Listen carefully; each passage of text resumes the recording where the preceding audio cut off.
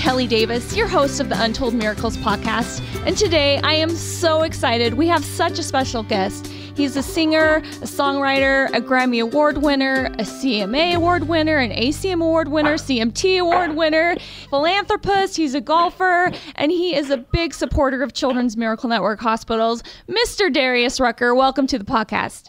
Hey, thank you for having me. I just want to thank you and acknowledge you for your support of Children's Miracle Network hospitals. As you know, we raise money for 170 children's hospitals across North America, including Monroe Carroll Jr. Vanderbilt Children's Hospital and the hospital in your hometown, UMSC Shawn Jenkins Children's Hospital. And you have done so much to support them, including helping them raise millions of dollars as the co-chair for that campaign to build a new children's hospital and women's pavilion. And I just want to thank you so much for all you do. Oh, thank you for saying that, but I get to help kids. That's something I'm really proud of. Well, tell me about your inspiration behind that. I know your mom worked at the Children's Hospital. Tell me how you got involved with doing this. That's what really drew me to MUSC was my mom worked there for 30 years. And so when I had some success and started moving forward into the life that I've gotten to live, I just wanted to give back. It's something that my mom taught me when I was a real young boy, was that it's easy to give back, it's easy to help people, and we should always do that. Well, you've been a part of so many incredible things at that hospital. I know recently through the Hometown Heroes on CMT, you delivered gaming consoles and a selfie booth and so many things for them to have in their child life room. Yeah, the child life room. You know, I talk to so many kids when I go there to hang out, like teenagers and preteens who go to the hospital, and the room was mostly for younger kids. And it really didn't have much for teens to do in there. And they didn't like that. And so I got some help from my friends at CMT, and we went in and built a great place that's really for 12, 13-year-olds and older, and because that's a room that they use just to hang out when they're feeling a little better. It turned out great. Well, I would bet on the fact that of all of our children's hospitals in the country, it's the only one to have a selfie booth. How cool is that? I love that. And I want to talk to you about two of our mutual friends. Two of my favorite kids on the planet are Zion Thomas and Hunter Taylor. And I know you know them both well. Tell me about your relationship with Zion. This kid has sickle cell disease. He goes through a lot. I don't think people realize how painful this disease can be and how it can impact your life and put you in a hospital bed and really stop you from doing normal teenage activities, but it doesn't really stop him. You know, Zion is the strongest person I know. He's got, sickle cell and the pain. He doesn't really like to talk about it. And he is such a happy, upbeat kid. Anytime I'm in the room with Zion, my day's better. And he's just like he's my little bro, man. He's somebody that brings a lot of joy in my life, and somebody who I care about deeply, and he's just a really great human being. And I feel like, honestly, God has given him this challenge because he is the person to inspire hope to everybody else. He literally does not let this stop him. We had him at an event recently at Disney World, and he was doing some freestyle for me. I'm like, this kid has got a career in music, and I love that you can be a mentor for him, and the fact that you guys have just been able to do so much together, and your support of him means the world to him, and I just want to thank you for that. Well, thank you. But, going to the hospital and just to watch them smile for a second is worth everything I do. Well, I want to talk to you about miracles in your own life. Were there any miracles involved with you meeting your wife and marrying your wife? I was in the middle of touring and trying to conquer the world with my three best buddies, and then all of a sudden this woman comes and settles me down and shows me the way life is supposed to be, and it was great.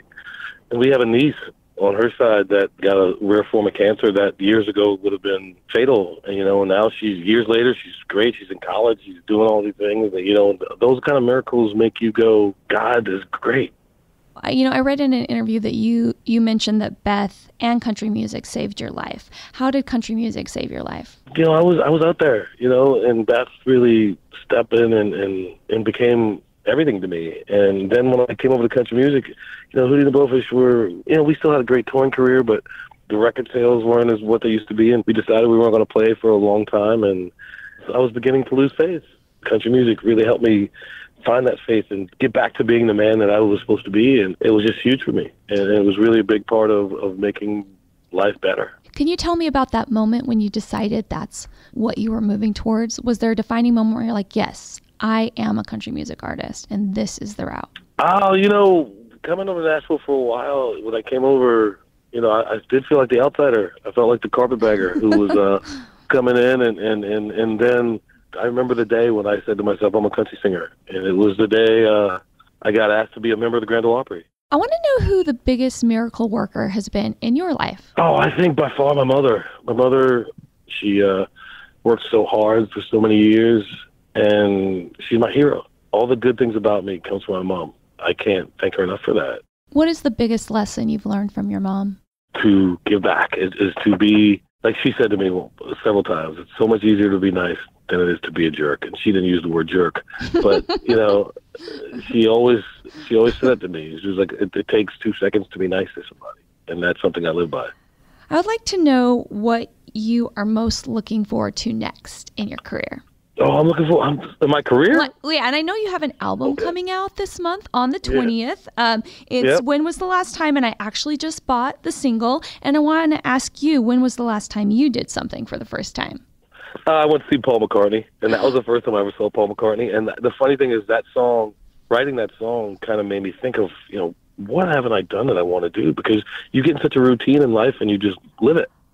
And you stop thinking about new stuff. And that's writing that song made me think, when's the last time I really did something for the first time? And I started making like a list of concerts I wanted to see and stuff like that. And seeing Paul McCartney was number one. And it was great to go do that. Are there a couple more things on your list that you're going to be doing for the first time? I want to go to Central Africa and visit there. I want to go to China. There's so many things that I haven't done that I want to do that I didn't even think about because, like I said, you get in your routine and your rut and you just live it and you don't think about those things. And that really made me sit down and write down things that I want to do and places I want to see and concerts I want to see. And yeah, there's quite a few. I was surprised at how many there was. Well, I really want to encourage people to buy your album and also really listen to that song. The words are powerful, and it made me think a lot. And I don't actually know what I'm going to do, but at least it made me think about it, that, you know what, I do get in a routine, and I come to work, and I do this, and I do that. Really, what do I need to do for the first time? I want to talk to you about Monday after the Masters. You are very passionate about the game of golf, and Hootie and the Blowfish has a foundation where you've helped so many different organizations. But tell me, how did that get started and the inspiration behind that? Well, goodness, it's been 22 years since we've started that. Somebody came up to us one day and said, hey, we got this golf tournament. Would you guys like to be involved? And we really thought it would be something that we'd do for a year or two, or maybe three, and then move on. And we've managed to raise millions of dollars to help kids all over the country. And it's just an amazing thing how much you can do just through a game like golf, just getting your buddies together to play and raising money doing it. And it's a beautiful thing to be a part of, and it's amazing that it's been 22 years. Have you had any miracle shots? Yes, I did. Years ago, Tiger was playing with me, and it was Wait, who was playing with you? Tiger was playing with you? Tiger Woods was on my team. Yeah. Just Tiger. Just Tiger Woods. Oh, Tiger, I go way back. And it was about a 30-yard chip, and somebody said in the crowd, there's about 3,000 people behind me, said, hey, David Duval just made it from there. And I'm thinking, and I said, yeah, well, David Duval's a pro. We all laughed, and I chip it, and it went in. And, I mean, we still have a video of me, like, jumping in Tiger's arms. You chipped in a 30-foot putt in front of Tiger Woods. Yeah, yes, it was pretty amazing. I am really actually hoping to get you one day to play in the Ace Hardware Golf Shootout. It's a golf skills competition that raises $2 million. It's in Hawaii every year. You're very busy, and our schedules have never been able to line up. But I think a miracle will happen one day, and we can get you to play in our event. Hey, Darius, what's something that people don't know about you? Oh, goodness, I don't know. I'm a pretty open book. I guess the dorky thing that people don't know about me is I read way too many comic books. That's all. That's the only thing I can think that people don't know about me. I'm a dork. Is this like on a daily basis you read comic books? Not on a daily basis, but on a weekly basis. Yeah, I get about 50 titles a month, yes. What about hidden talents? None. No. You're like, I'm just playing all my talent. The only talent I got is singing. That's all I got, man. I ain't got nothing else. Well, I also want you to tell us really quickly. I know our time is running out, but tell me about your kids. I know you have 3 beautiful children. They are awesome. I got one in college. She's 22. Carrie, I got one in high school. She's 16. And I got a 12-year-old son, Jack. And Danny's my middle child. And they are everything to me. They're just great human beings who are growing up so well. I'm so proud of all 3 of them. And they're just my blessing. God blessed me with these kids. they're growing up to be great human beings, and that's the thing that makes me so proud. I hear stories about things they do in school and things they say to their friends, and it just makes me so proud to be their dad. That's the most important job in my life, is being their dad. I close out the podcast with one question, and it's this. If there were 3 miracles that you could create in the world today, what would that look like for you? Number 1 is I would find a cure for cancer. I mean, that would be probably 1, 2, and 3, if I could say that, would be cure for cancer, ending racism.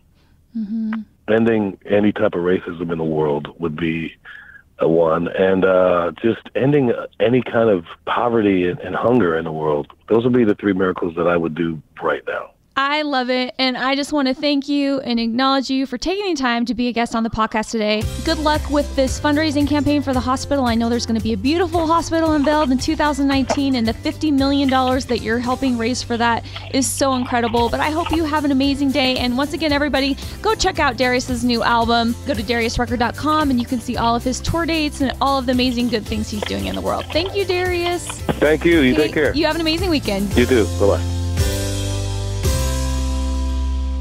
Thanks so much for tuning into this week's episode of Untold Miracles. To support your local children's hospital and create a miracle in your community, go to cmnh.co/Untold Miracles to help create a miracle in your community today. $1, $5, $10, all the money stays local to help kids in your community.